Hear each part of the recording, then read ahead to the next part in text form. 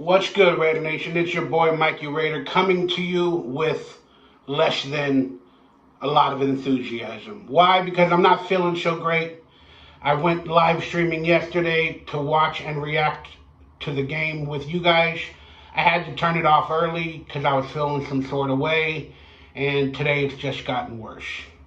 But that's not what we're here to talk about. I'm here to give you an official post-game aftermath review of the storylines, the excitement that followed, and everything I saw from my perspective, and a way to look forward to what might happen to this team.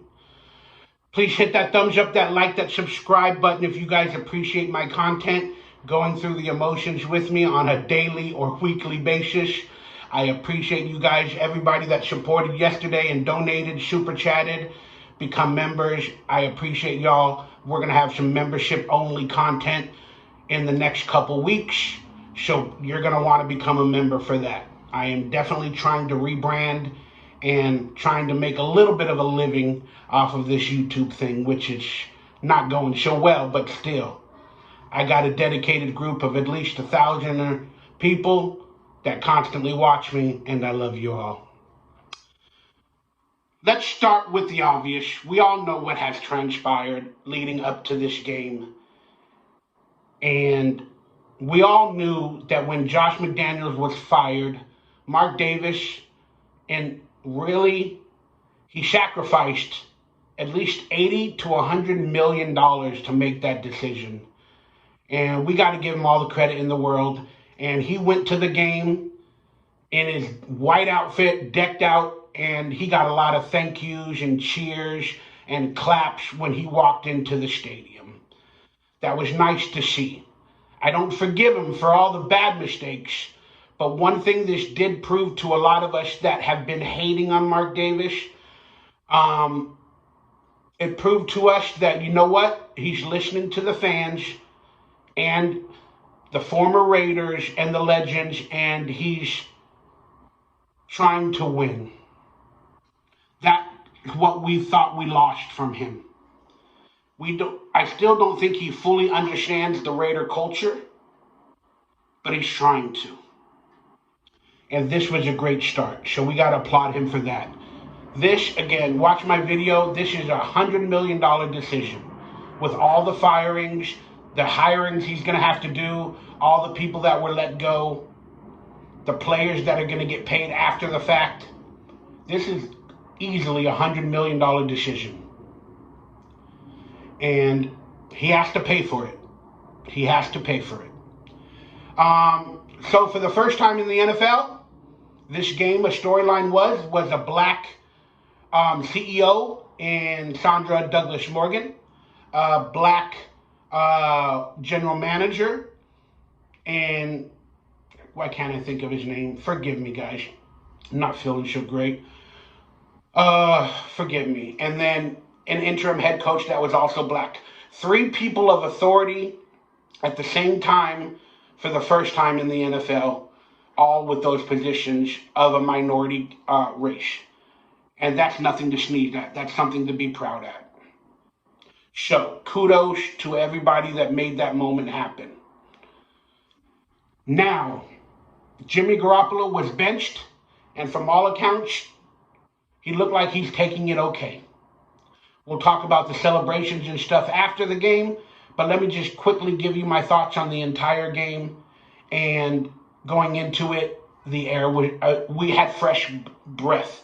The team in the locker room were playing basketball. They were basically making fun of McDaniel. I can't say his name on this channel. They were making fun of the former coach, and they were jumping up and down on the field. They had fun. They brought excitement back. Antonio Pierce brought back some pride, some Raider pride, and he tried to build a foundation of playing for each other, having fun, but go out and handle your effing business. He said in his press conference, we're going to play 61 minutes. He also said, I was born a Raider, and, you know, I was rocking the classic LA Raider caps and all that back in the days, and he brought in a swag that was needed, okay?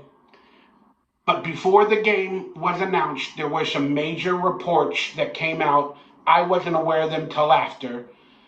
but some reports about the team meeting with our former coach that happened before the Lions game, that only certain players were allowed in that meeting, not everybody, probably captains and a few others. And then Antonio Pierce was in that meeting, and McDaniels and Dave Ziegler were in that meeting. Now, reports are coming out a week after the fact, but here is one of the reports that has come out about what exactly happened in that meeting. Hondo Carpenter did his report after the meeting on the Tuesday, and he said, oh, it's not like it was a bash McDaniels meeting. It's not like it was a bash on, I can't say that name. It's not like it was a bash on him meeting. But now we're finding out it was. Hondo is retracting and saying that's not what really happened. So I don't know what to believe. There is some reporter infighting going on between, let's say, Vic Tafur, Hondo Carpenter. Also about the Derek Carr news that they went after they lost Tom Brady, that they tried to get Derek Carr back onto the team before signing Garoppolo, and Derek Carr wasn't having it, so they're blaming Derek Carr. They also said that Mark Davis wouldn't allow Derek Carr to come back to the team, but McDaniels was trying to get, I can't say that name, that McDaniels was trying to get Derek Carr back, at the end of the season, and try to make McDaniels look good or something, and put the blame on Mark Davis or put the blame on Derek Carr or his agents. I don't know these storylines that are coming out. Again, it's insane. But back to the other storyline about the meeting where they said it wasn't a bash on Josh McDaniels meeting. Well, then reports came out from other reporters, namely the one guy on Fox News. I forgot his name, but he did a report. You can find it online. It came out that morning, and they talked about the meeting.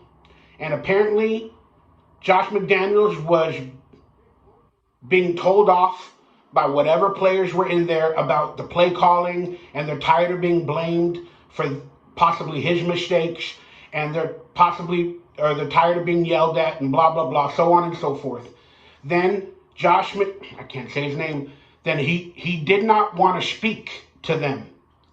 Apparently, he took a step back, and he told Antonio Pierce to get up there and speak, maybe for him. I don't know. We don't have the official goings on. But Antonio Pierce got up in front of everybody and said, we need to build a culture in this locker room where we need to go out there and win every game. I'm paraphrasing, but we got to put our balls to the wall. And he goes, we need to go out there and know we can defeat anybody on any given Sunday. Just like when I was with the Giants and we went out there and we effed up the undefeated Patriots, and we destroyed their Patriot way. I'm paraphrasing, but he said exactly something about the Patriots and how they beat them, and they destroyed them, for the Super Bowl, to win the Super Bowl. And he was saying that to amp up the team. Then according to this report, right after Antonio Pierce was done talking, and the team seemed animated and excited, apparently, our former coach walked up to Antonio Pierce and said something to him.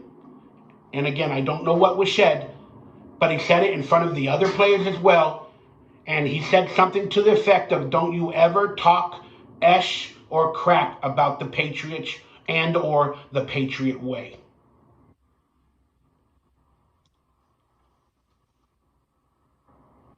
In that moment, he chose the Patriot way over everything, even the speech that Antonio Pierce gave. Antonio Brown. I'm thinking of assholes for some reason in my head. But Antonio Pierce tried to do his best coaching ability, and then our former coach said that in front of all of them, which means he proved that he was choosing the Patriots over anybody else that's in the Raiders. And that was the moment he was done. Word got back to Mark Davis, That's what he said. And then Mark Davis started doing his research, talking to players before that Lions game, and then we all know what happened after. But apparently a couple of hours after the game, when they got on the field to practice that Thursday or Friday, people were saying McDaniels was checked out. He was checked out. He looked like a shell of a man because he just got his ass handed to him in the meeting, and he just basically defended the Patriot way in a Raider locker room against men that are Raiders, not Patriots. Fascinating story. All right, let's get into the game. For Aiden O'Connell, he was game managed perfectly by Bo Hardegrave. He was given all the opportunities to throw a pass to every wide receiver. I think he threw it to 10 different Raiders in the game, and that's spreading the ball around, and that's what you want to do for a young quarterback. Much better game plan than the Charger game that he played in. Much, much better game plan. Albeit Devontae wanted the ball more. We know that, and he deserved it. He was targeted 7 times and caught 4. But he's cool with the victory, and he wants more, but it's going to have to come at a slower pace than I'm sure he wants with Aiden O'Connell. Aiden O'Connell showed us that he has the deep ball on that beautiful pass play to Trey Tucker, that 50-yard pass play where he reached out and dove for it. Do you think they would have dove for it and done stuff like that with our former coach? No, they wouldn't have. They gave up on that man because he gave up on the Raiders. And he wanted to bring in power, and it just what we weren't having it. The Raiders played inspired for Antonio Pierce. They played inspired for themselves. Josh Jacobs got over 100 yards, even though it was 98. They took back a couple of yards at the end when he got hit. But still, he got over 100 yards for the first time this entire season as a team.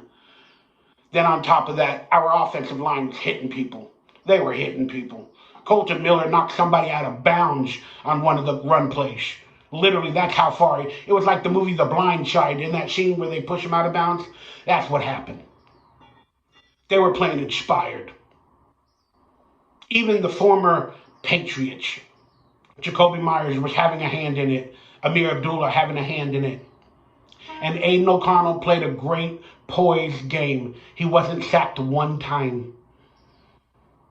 He might have had one pressure, and he wasn't sacked one time. That is a beautiful game. Yes, it is a bad Giants team, and we'll talk about that in a minute.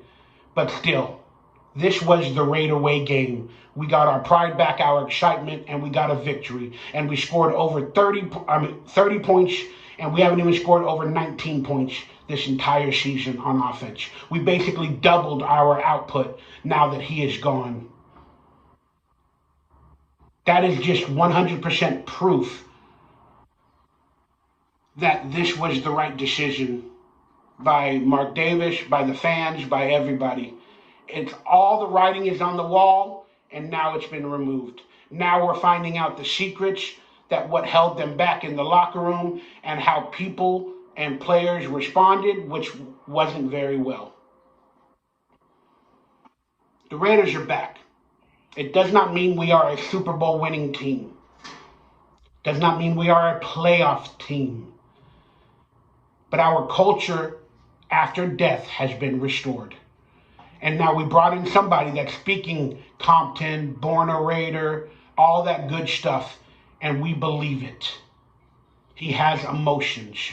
And he screamed out Raiders in the locker room after the game in an interview with like Fox Sports or something. Again, Raiders are feeling it. Now let's talk about the defensive side of the ball. Defense, they got another 2 turnovers. Amik Robinson was balling out.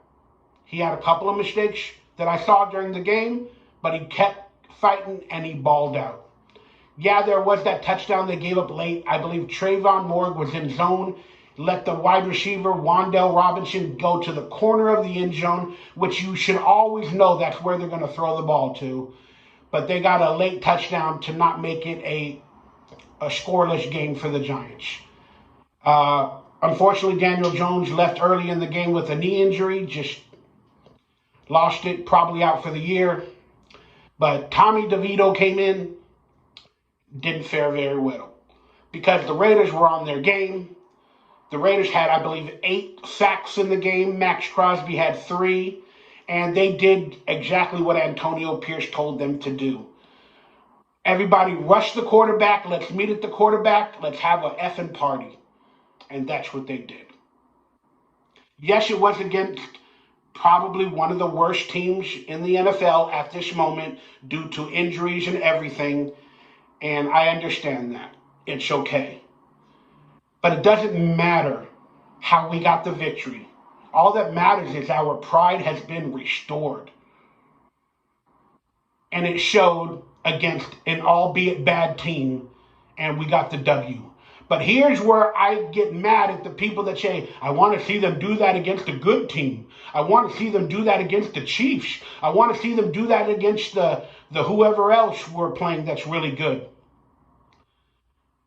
Enjoy the victory. We have been through so much. Enjoy the victory. Again, I'm one of the people that would say that exact same thing. But that was when we had our former coach. People are saying, oh, we got the victory against a really bad team. Well, the Denver Broncos are bad.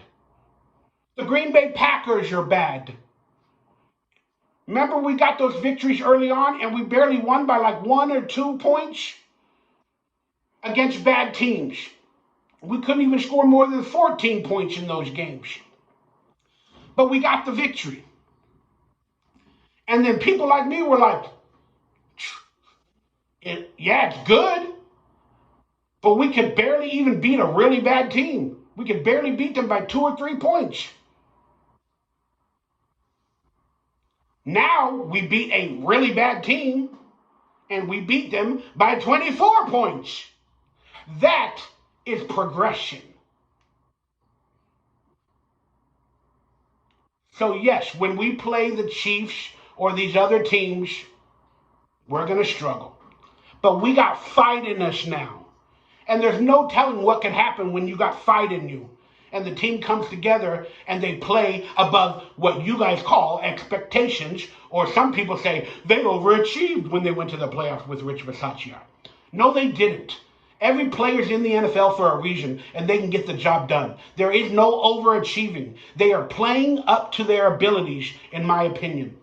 And the Raiders played up to their ability against the Giants, and then maybe they can play up to their ability against the Chiefs and anybody else, because now we're playing with pride. And as Antonio Pierce said, we're playing with house money. Let's go out there and have some fun, hit the quarterback, and let's meet at him and have an effing party. Let's play 61 minutes. We're getting Raider quotes from Antonio Pierce, not like we have seen in many years besides John Gruden.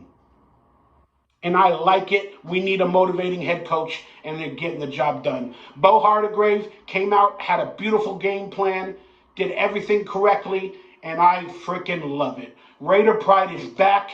It does not mean we are a playoff team. It does not mean we're going to the Super Bowl. If you guys want to believe that, go ahead. Are we a better, much better team than we were 2 weeks ago? No, we're the same team. We're the same team as we always been. We just got better leadership. And we got people that believe in us and want to bring out the best in us. So we're starting to feel it. But we're the same exact team. Now, moving forward, we unfortunately have to stick with McDaniel's. I can't say his name. Stop it. We have to stick with that scheme. But Bo Hardegrave looks like he's putting in the work. Looks like he's doing his job. He's got a hard degree at offense. Bo knows offense. And he's putting together some good game plans and some good opportunities for AOC and the rest of the team. And I love it. Again, Devontae will get his in due time, but spreading the ball around like he did, that was the fantastic first game for Aiden O'Connell. That was, again, it wasn't technically his first game, but it was a fantastic first game. He didn't have a touchdown, which is sad, but he didn't have an interception. He had like 220 yards total, and he spread the ball around to everybody differently, and he felt a part of the game. Fantastic. Fantastic.